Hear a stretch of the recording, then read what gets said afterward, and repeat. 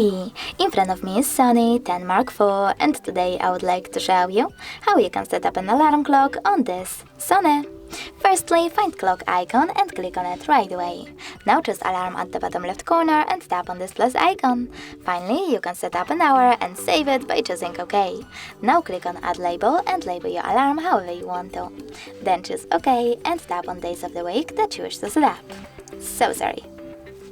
Then you need to click on Vibrate to disable and enable vibrations, and you can also add or remove your alarm from Google Assistant routine by clicking on this little icon next to it.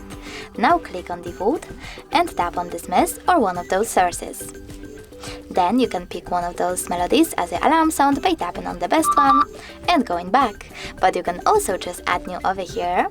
Then click on those three lines at the top left corner, select one of those sources like downloads, click on the song from your smartphone and go back. As you can see now, my alarm was successfully added.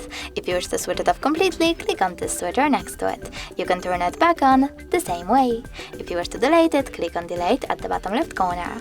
If you want to adjust more alarm settings, you can always do that by choosing those three dots at the top right corner, selecting settings and managing all of them however you want to.